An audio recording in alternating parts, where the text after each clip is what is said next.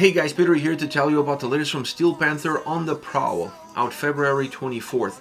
The album has 13 tracks, 52 minutes in length, and this is the band's 6th full-length studio album. They are an American glam rock band. As far as the design is concerned, there's not much to say. The album is simple. It simplifies itself. It's a very dynamic, very fluid record. It has ebbs and flows, a little bit of a roller coaster ride, alternating more rock-driven songs with ballads or songs that have a little bit of a heartbreak to it. This makes the experience a lot more entertaining, and it shortens the distance between the first and the last song, making the album feel a little bit more compact, a little bit more cohesive, hiding slightly the versatility that it offers. As far as the sound is concerned, this is a showcase of mid-80s to late 80s rock and metal sound.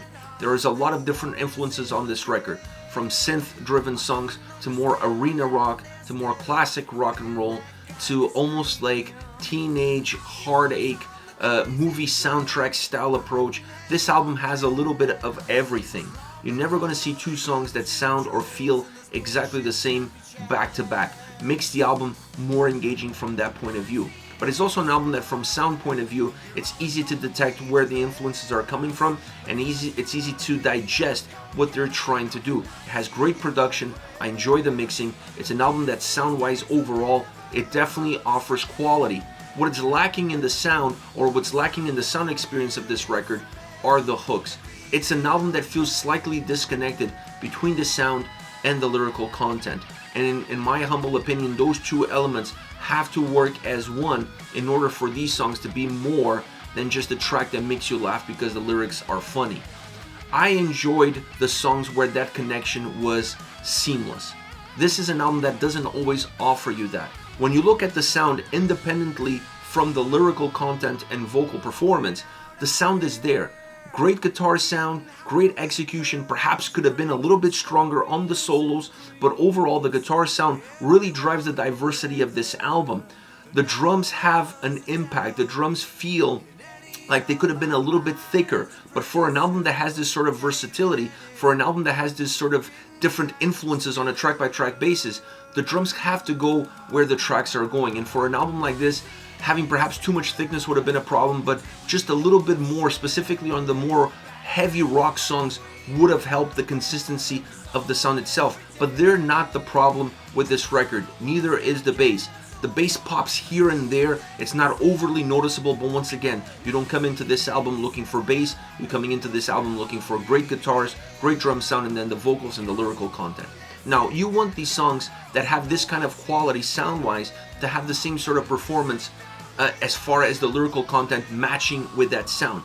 You want the song to sound like it is a great song regardless of what the lyrics are talking about. And there are a few tracks on this album that do that. The problem is that there are just a few. There's not a lot of songs on this record that you can say that there are great songs the way they interact with the lyrics. The lyrics almost hurt how good music-wise the tracks are. Not the right lyrical content, not the right approach in order to merge what the sound experience reminds you of with what the lyrics are giving you. To me, this is the biggest disconnect that this album offers. And this allows the record to feel like it's missing some hooks, musically and vocally. And that is the problem. It's not necessarily a memorable album across each and every single song. It has those ones that peek into the forefront, but all around it feels like it's lacking substance in it. And that substance is not lacking in the vocal performance or the lyrical content itself. It's in the connection of those with the sound behind it. Because the lyrics are fun. This album has great lyrics all around. It has a great vocal approach all around. The vocal approach matches the content and the lyrics perfectly on every single song. Those two together with the sound, once again, is what's clashing in some cases throughout this album. So when you look at the big picture of the record, it feels like an album that has a few hits, but a lot of fillers. As far as favorite songs are concerned, I want to start off with On Your Instagram. This is the first song that I was really blown away with, and this is like the third track on the album, the first ballad that you're gonna get on this record. And talk about a song that created the sound and then added the lyrical content that matched that sound perfectly. When you listen to this track, you could almost forget about how funny the lyrics are. The song is obviously about Instagram models and filters. You can almost forget about that and feel like you're just listening to a heartfelt ballad.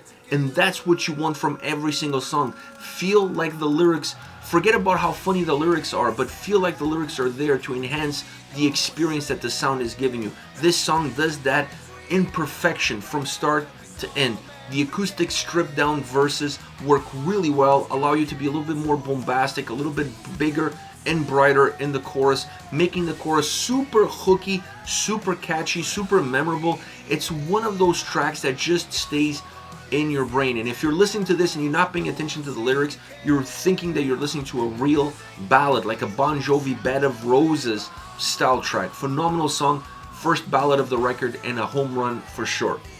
Next you have Is My Dick Enough? This is more of a rock bluesy song. It has a lot of blues in this song. There's a lot of heartache in this song. I mean, the title of the track says enough, a question that most men have asked themselves, unless you are Lexington Steele. So I feel like this track has that bluesy nature to it. The lyrical content has that nature to it. So creating a song that sounds very blues, very rock and roll, almost a love song to a certain extent, but a self-love song, if you will. It's really interesting. Allows the track to be more methodic, still having some explosive moments in it, but fully engaged as far as the guitar sound is concerned. And then the topic matching the overall atmosphere, the overall embrace that the song gives you musically. I love this track. Last but not least, Magical Vagina. Another song where the lyrical content and the sound come together as one. I was listening to this song and I was thinking about those teen movies that were all about the girl that loved the other guy and didn't love you. You know, that were super popular movies, you know, of the 80s, like Breakfast Club, that kind of movie. And I was thinking about REO Speedwagon. This is exactly what REO Speedwagon would sound like if they wrote a song about vaginas. So once again, here you are, you're creating a song musically that matches the feel of the lyrics, or the lyrics blend really well with the feel of the song. You're talking about heartache. You're just taking it in a very completely different approach lyrically, but musically you're right where you need to be.